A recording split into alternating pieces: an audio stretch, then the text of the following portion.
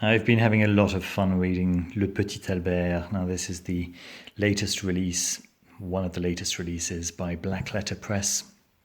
It's a very small book, just like most of their books, but it's quite sizable in its number of pages compared to some of the other Bibliothèque Bleue Grimoires that they've published. Now, this was probably one of the most successful Bibliothèque Bleue Grimoires, and it's so nice to see Black Letter Press's lovely editions of these. Definitely collectors' items.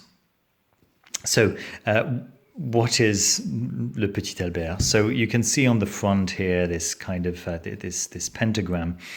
The fact that it looks kind of upturned like this is actually not quite correct.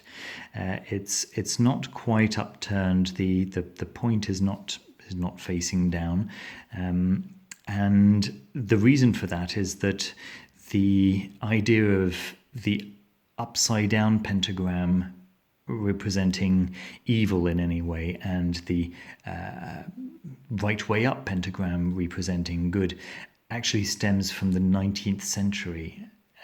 Before that, a pentagram was a pentagram, a symbol of health, and a very positive sign even within Christianity. So, the Bibliothèque Bleue Grimoires were books that were very popular. They were sold door to door in rural France, and this particular one was extremely popular throughout the 18th century. So popular, in fact, that the church chose to ban it. Although it was so popular that people apparently would place it underneath the altar in their church and hope that the priest wouldn't notice, so that they would unwittingly bless it, so that they could continue being a good Christian and yet still use Le Petit Albert with all its, let's be honest, pretty low magic. The introduction by Paul Summers Young is insightful as always. His introductions are always a pleasure to read. He points out something that's absolutely true, is that the early pages are horrifyingly misogynistic. They really are all about how to get women to act in lascivious ways, and how to make sure that a man's own wife remained chaste and there we go, moderate, for instance. Okay, so there's no doubt that those early pages are certainly not going to be to everyone's taste. But it's a big book, and there is so much material in here, and it's such a mishmash, so many different spells for so many different things, and so many different styles of spells as well. Clearly the author had access to a wide variety of previous magical texts. Definitely Agrippa, certainly Trithemius. He mentions many well-known magicians. And there are excerpts from the Key of Solomon. There are excerpts from many different parts. There's this the Hand of Glory is probably the best known spell from this book. For those of you who don't know, the Hand of Glory is a rather nasty spell where it's for use in burglaring houses. So the practitioner would find a hanged man just after death, and would cut off the hanged man's hand, possibly after he was buried, and then dry that hand and season it in various ways, and then use it as a candle holder, or even light the fingers themselves. And this would cause the people in the house to not be able to see the burglar, or to be frozen and not to be able to move, depending on the sources. There's also this superstition that if the thumb does not light, then somebody must be awake in the house and stuff like this. So yeah, a lot of this really is magic for scoundrels. Yeah, there's no doubt about it. But some of it is, is just Kabbalistic magic. Here we have the hours, the planetary hours of the day, with a description on how to make amulets at different times of the day. Of course, if you're looking at this and you don't know, these are not, for example, 1 o'clock in the morning or 2 o'clock in the morning.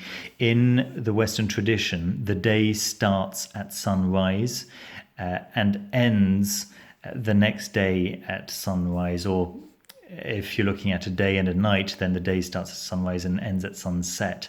And so the day is then divided into 12 equal parts.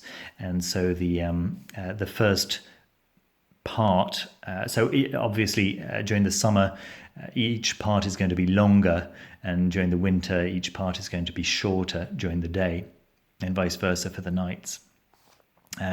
But it's all here. It's all very, very well described. There's a nice double page spread with the Kabbalistic heavens, right, going from moon all the way to Saturn, and then the firmament. Then you can probably guess what these mean. The first crystalline, the second crystalline, and then the prima mobile, the first mover. What else can I show you? It's just as I say, it's it's a how to put it, a smorgasbord of so many different traditions, so many different maybe not traditions, but so many different styles within the Western tradition. It's great fun. Some of it is as mad as a box of frogs, and some of it is just well established, well recognized magical theory. There we go, guys. That's my review of Le Petit Albert. A strong recommendation, as always, with these lovely Black Letter Press books.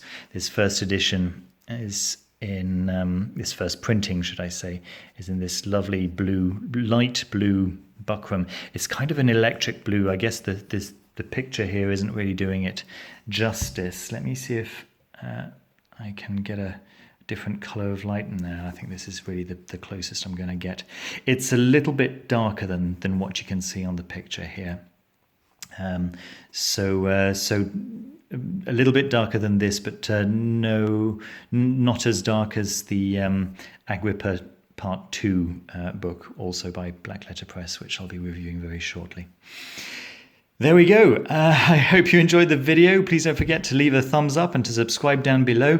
Those of you who are new to the channel, have a look at the new join button, which is also available for people who'd like to become members and support the channel in an even more direct way. Thank you ever so much for everyone who has become a member in the past couple of days. It's been quite overwhelming, the generous response from you guys. And for those of you, of course, who can't become members, thank you so much for watching the videos.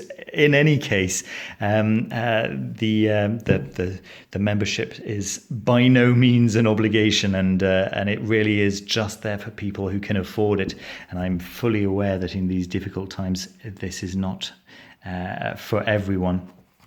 Thanks ever so much for watching, and I will see you very soon with a new review. Take care. Bye-bye.